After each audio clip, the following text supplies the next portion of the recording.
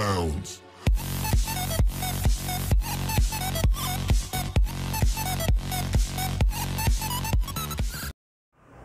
السلام عليكم، مرحبا بكم مره اخرى في لاشين ديالكم سي بلس سوليسيون. اليوم غنحاولوا نشوفوا التتمه ديال التمارين ديال الرياضيات الكتاب المفيد للسنه الثالثه من الثانوي الاعدادي. عندنا اليوم جوج تمارين، التمرين رقم 9 والتمرين رقم 10 من الصفحه 14. دونك التمرين 9 اش كيقول؟ لتكن ا و بي و سي اعداد حقيقيه طبيعيه عامله التعابير التاليه. غنشوفوا فيها التعميم. عندنا ا كتساوي 6 ا زائد 24 بي، و بي كتساوي ناقص 35 ا زائد 42 بي، و سي كتساوي 7 ا زائد 5 ا بي، و دي كتساوي 9 ا ناقص 27 ا بي، و او كتساوي جذر 5 زائد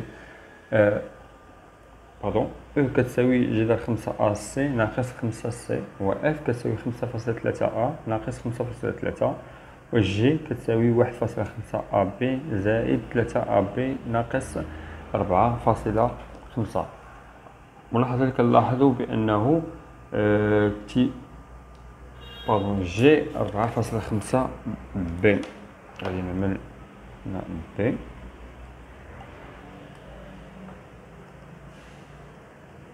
نصحو المعطيات هادو من بي. ملاحظة اللي كنلاحظوا في التمرين ديال العمي بارفوا كيبان ليا التعميل بسيط وسهل. علاش؟ كيبان المعامل بحال هنا اف، عندنا المعامل باين بانه 5.3 وعندنا 5.3. بالنسبه لهنا مثلا ا ما عندناش عامل باين، دونك غادي نشوف كيفاش كنلقاو العامل. بالنسبه للسؤال رقم 10 اش كيقول اونشور، يعني العكس ديال التمرين رقم 9. رقم 9 فيه التعميل ورقم 10 فيه النشر. يعني عندنا ا كتساوي اكس زائد 3 الكل مربع، و بي كتساوي اكس زائد 7 الكل مربع، و سي كتساوي 2 اكس زائد 3 الكل مربع، و دي كتساوي 3 اكس زائد 5 الكل مربع، و او كتساوي اكس زائد 1 على 2 الكل مربع، و اف كتساوي 2 اكس زائد 3 على 2 الكل مربع. غادي نشوفوا كيفاش نعملوا النشر ديالنا الكلاسيكي العادي، ونشوفوا طريقة أخرى اللي هي بمثابة متطابقة هامة، كيفاش نعملوا باش نلقاو النشر ديالنا صحيح وبطريقة بسيطة وسهلة. دونك غادي نبداو في التمرين رقم 9. التمرين رقم 9 غادي نكتبوا العبارة ا، يعني هنا غادي نهبطوا لتحت، غادي نديروا التمرين رقم 9. هنايا عندنا تمرين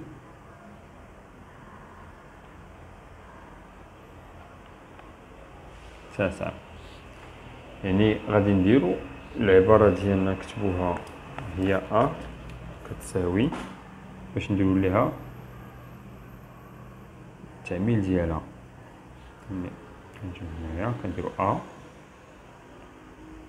كتساوي لنا 6 ا زائد 24 بي. الوغ كيف ما قلت لكم من قبل بانه هنا مكيبانش لنا العامل المشترك ما بين هاد الاعداد، هاد الحدود، الحد الاول والحد الثاني، ولكن اللي جينا نعملو بانه اولا نلاحظوا بان 24 من المضاعفات ديال 6، يعني يمكن نكتبوا ا على هاد الشكل، يعني 6 ا زائد نفتح قوس، يعني 24 هي 4 زائد 4 عفوا في 6 الكل في بي. يعني هنايا كتبنا 24 حيت 24 كتساوي 6 في 4، يعني كتبنا على هاد الطريقة هادي. يعني باش يمكنني نعمل ب6 هنا كندير 6 عامل، هنا 6 فاش ضربنا في ا، كنحتفظوا بالعلامة ديالنا زائد، هنا 6 فاش ضربنا في 4 بي. يعني بالنسبة ليا هذا هو التعميل ديال العبارة ا. ندوزو العبارة بي. الوغ بي اش كتساوي ليا؟ كتساوي ليا ناقص 35 ا زائد 42 بي. دونك عندنا الملاحظة بأنه بنفس الطريقة يمكنني نتعامل مع هاد العبارة هادي ب كما تعاملنا من قبل مع العبارة أ. يعني هاد 35 إلا جينا نفكوها، يعني كندير ناقص كنفتح قوس 35 هو الحاصل أو الجداء ديال عدد 5 في 7 زائد 42 هي 7 في 6 ب. يعني هنا كيولي عندي عامل مشترك ما بين هاد الأعداد هذا. يعني يمكن لي ندير 7 عامل فاش ضربنا هنا ضربنا في ناقص 5 زائد احتفظوا بالزائد ديالنا كما احتفظنا هنا بالناقص زائد 6 ب. يعني هذا هو تعميل العبارة ب. بالنسبة للعبارة سي كتساوينا 7 زائد 5 ب. هنا الملاحظة اللي عندنا بأن هنا عاد كيبان لي العامل المشترك ما بين هاد الأعداد. يعني كنعمل ب فاش ضربنا ضربنا في 7 وهنا ضربنا في زائد 5 ب. يعني سي هي عامل ل 7 زائد 5 ب. نشوفو العبارة دي.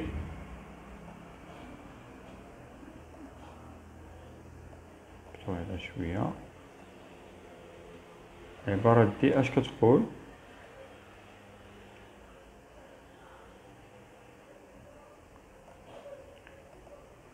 عبارة دي ديالنا كنكتبوها دي كيساوي 9 ناقص 27 ب. هنا الملاحظة اللي غتلاحظ بأنه عندنا عامل مشترك هو يعني دي غنكتبوها عامل ل9 ناقص 27 ب. ما كافيش التعميل ديالها، مازال عندنا هنا عامل مشترك ما بين هاد الأعداد اللي هو نديرو كيساوي عامل هنا 9 ناقص 27 هو الجداء ديال العدد 9 في 3 في ب. دونك هنايا كيولي عندي 9 هو العامل المشترك، دونك ندير 9 في 1 ناقص 3 ب. هذه هي العبارة دي. عندنا العبارة الموالية اللي هي او.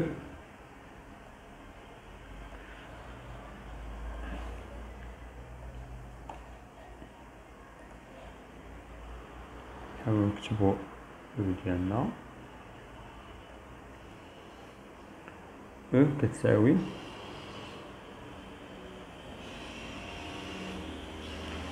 كتساوي جذر 5 سي ناقص 5 سي. يعني بنفس الطريقة ملاحظة اللي نلاحظ بأن عندنا العامل هو سي، يعني سي عامل جذر 5 ناقص 5. يعني أغلب ديال التلاميذ يقول بأن هذا هو التعميل النهائي، ولكن الملاحظة اللي عندنا بأنه هاد 5 هادي كتساوي جذر 5 في 5. 5 كتساوي جذر 5 في 5، حيت جذر 5 في 5 هو جذر 5 الكل أس 2. يعني إلا حقلتو على الجذور المربعة، دونك يمكن لي نكتب عاوتاني سي عامل جذر 5 ناقص جذر 5 في جذر 5. دونك العامل المشترك هنا هو جذر 5، يعني نخرج جذر 5 سي سي عامل ل ناقص جذر 5. يعني هذا هو التعميل النهائي ديال هاد العبارة اف. غنشوفو العبارة الموالية اللي هي الاو، هي جي. ما بقاش عندي هنا لاسباس، دونك كنحاول نكتبها هنايا، يعني نمسح هاد الحل هادو، الحلول هادو.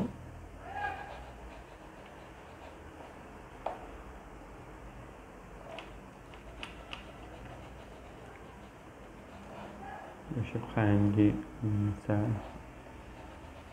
كافية باش نجز التمرين ديالي.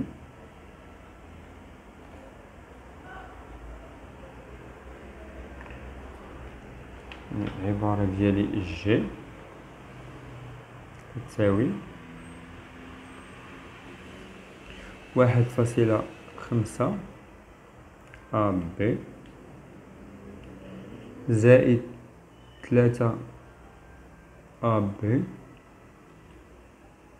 ناقص 4.5 بي. هنا من الملاحظ بأنه عندي 1.5 مضاعف ديالو هو 3 ومضاعف ديالو هو 4.5. يعني غادي نحاول نعمل 1.5 عامل لي أ بي زائد، عديت هنا المضاعف ديالو هي 2، هنا المضاعف ديالو هو 3، هنا عفوا 2 أ بي، هنا المضاعف ديالو هنا هو 3، يعني ناقص 3 بي. يعني إلا عملنا 1.5 في 1 عفوا، إلا عملنا 1.5 في 2 هي 2 هي 3، إلا عملنا 1.5 في ناقص 3 هي ناقص 4.5. هنا غادي نزيدو عندنا عامل مشترك ما بين هاد الأعداد هو بي. عندي بي هنا بي هنا وبي هنا، دونك غادي نخرج بي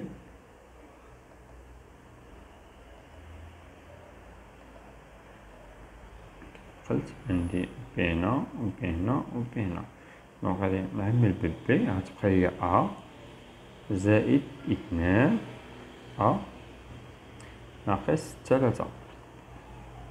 دونك هادي هو التعميل ديال العبارة جي اللي هو 1.5 بي. إلا ضربنا 1.5 بي في أ غتعطينا 1.5 أ بي. إلا ضربنا 1.5 بي في 2 أ غتعطينا هي زائد 3 أ بي. إلا عملنا 1.5 بي في ناقص 3 غتعطينا هي ناقص 4.5 بي. دونك هذا هو الحل ديال التمرين رقم 9. إلا ما نسيناش شي عبارة، عندنا عبارة اف، اف نسيناها، اف هي اللي سهلة ونسيناها، دونك غادي نكتبوها هنايا. اف كتساوي 5.3 أ ناقص 5.3. هاد اف هادي سهلة، يعني غنعملو ب5.3 عامل لي أ ناقص 1. هادي هي التعميل ديال عبارة اف. دونك غادي نمسحو هاد التمرين هذا، الحلول ديال هاد التمرين هذا باش نعملو التمرين رقم 10 اللي هو مخالف للتمرين رقم 9. يعني عندنا هنايا تيطلبوا مني النشر في عوض التعميم. نتأكدوا بأنه مساحة فارغة من أي عدد باش نجدو التمرين ديالنا بطريقة سليمة. دونك كاين التمرين رقم 10 انشر ما يلي. دونك غادي نكتب هنا الحل ديالو، نكتب هنايا تمرين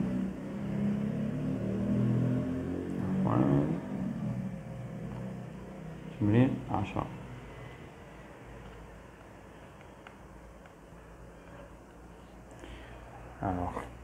غادي نعمل النشر ديال هاد الاعداد هادي. عندي عدد ا كيساوي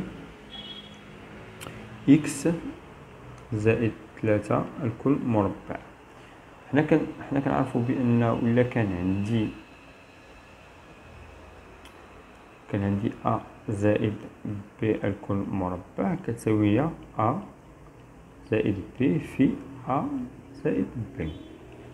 هي الخاصيه الاولى غنعمل، يعني غنعمل اكس زائد 3 عامل لي اكس زائد 3، يعني غنبدا ننشر هاد اكس هذا، يعني على العدد اللي في القوس الثاني، يعني اكس في اكس هي اكس أس 2، اكس في زائد 3 هي زائد 3 اكس. ونفس الطريقه غنعمل بالنسبه ل 3، يعني زائد 3 في اكس هي زائد 3 اكس، و 3 في 3 هي زائد 9، يعني غتصبح عندي ا كتساوي اكس مربع زائد 6 اكس زائد 9. يعني هذا هو النشر ديال العبارة ا. غنشوفو العبارة ب، غنعملو بنفس الخاصية، يعني ب كتساوي اكس زائد 7 الكل مربع، يعني كتساوي لنا اكس زائد 7 في اكس زائد 7، يعني اكس في اكس كتساوي اكس مربع زائد اكس في 7 هي 7 اكس. دونك هنا غادي ننشرو 7، يعني 7 في اكس هي زائد 7 اكس، 7 في 7 هي 49، يعني ب كتساوي اكس مربع زائد 14 اكس زائد 49.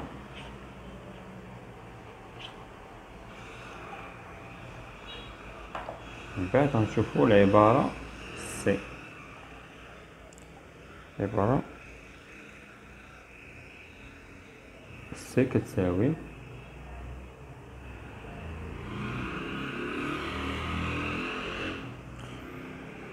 اثنان اكس زائد 3 الكل مربع. كنكتبوها بالطريقة ديالنا 2 اكس زائد 3 في 2 اكس زائد 3، يعني كندير النشر كلاسيكي. 2 اكس في 2 اكس هي 4 اكس مربع، 2 اكس في 3 هي زائد 6 اكس، زائد 3 في 2 اكس هي 6 اكس، زائد 3 في 3 هي 9. كتبقى عندي العبارة ديال سي كتساوي 4 اكس مربع زائد 12 اكس زائد 9. هذه هي العبارة ديالنا سي. كندوزو العبارة ديالنا دي، نكتبو هنا دي كيساوي الوغ 3 اكس زائد 5 الكل مربع. نكتبوها عاوتاني 3 اكس زائد 5 في 3 اكس زائد 5. من بعد غنشوفو في التمارين الاخرى طريقة متطابقة هامة غادي يمكننا نديرو النشر ديالنا بأسرع من هاد الطريقة هادي.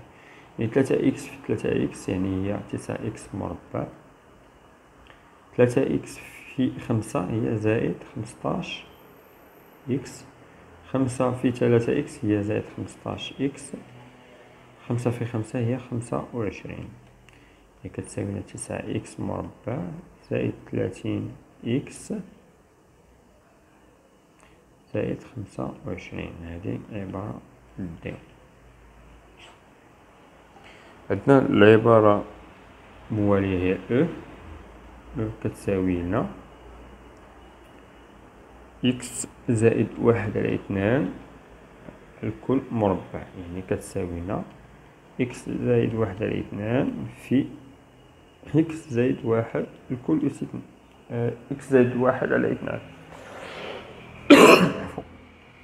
يعني كنديرو النشر ديالنا إكس على القوس الثاني، يعني هي إكس في إكس هي إكس مربع زائد إكس في واحد على اثنان هي واحد على اثنان إكس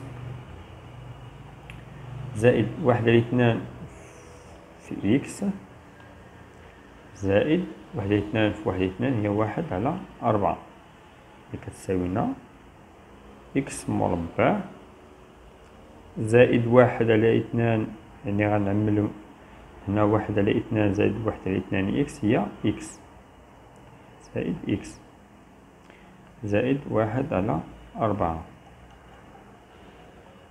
حيت هنا عندنا واحد على جوج زائد واحد على جوج هي واحد، يعني كتبقى عندنا إكس زائد واحد على أربعة، يعني العبارة أو كتساوي إكس مربع زائد إكس زائد واحد على أربعة. نحاولو هنايا نلقاو كان فين نجزو العبارة ديالنا اف، يعني نحاولو نكميو هاد المكان هذا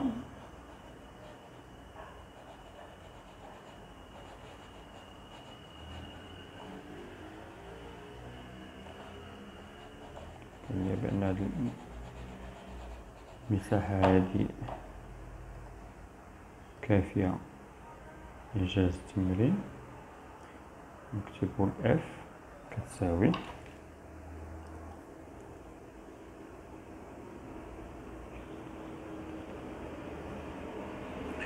اثنان إكس زائد ثلاثة على اثنان الكل مربع، كتساوي اثنان إكس زائد ثلاثة على اثنان في اثنان إكس زائد ثلاثة على اثنان، يعني اثنان إكس غادي نحاولو نشروها على الأعداد هادي.